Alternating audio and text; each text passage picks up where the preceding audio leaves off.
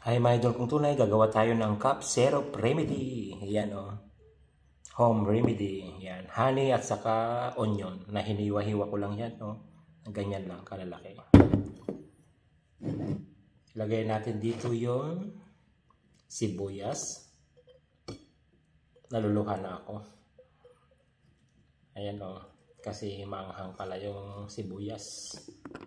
Kinamay ko na mga lods. Kasi ako lang naman yung gagamit nito. Ayan o.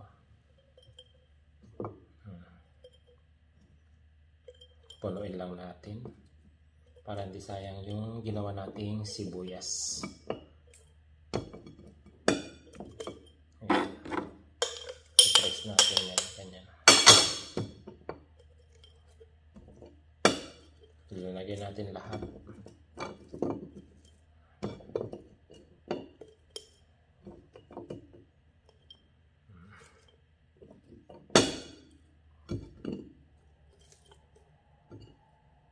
Para hindi masayang ang sibuyas. Lagyan natin lahat dyan. Ayan pa. Press lang natin. Ayan o, isang bottle na. Tapos, lalagyan natin ng honey. Ayan. Tapos, overnight lang natin ito. Oh. Ayan. Nag-umapaw na.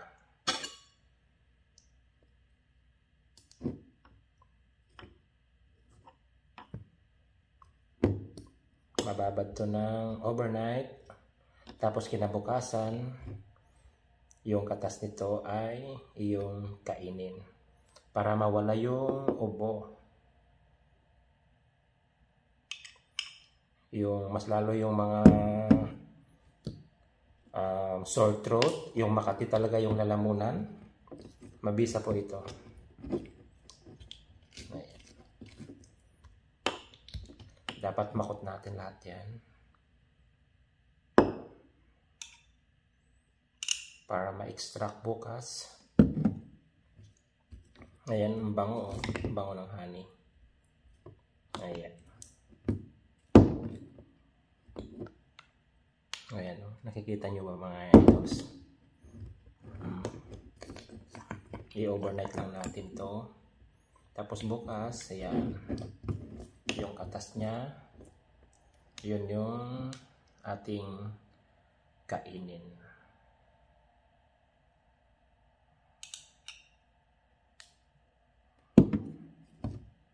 Ganda na oh.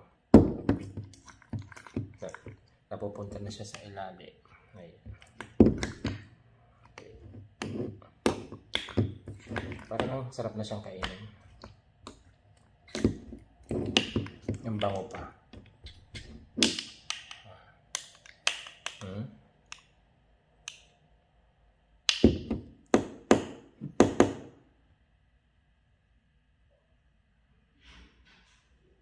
Ayan.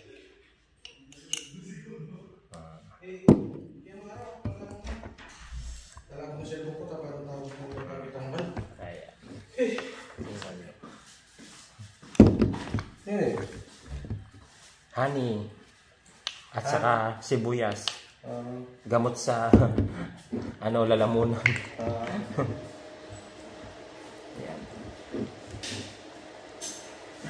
Ayan, oh.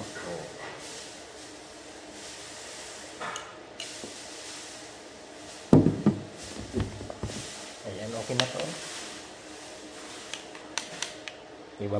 Ibabad lang natin ng overnight. Ayan. Tapos bukas, kainin natin yung katas. Ayan.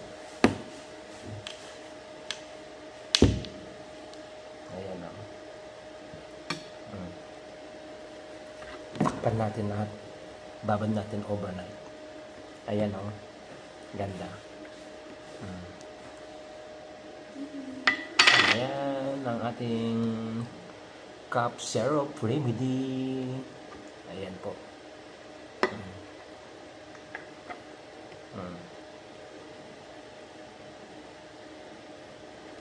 Takpan lang natin. Ganyan, no?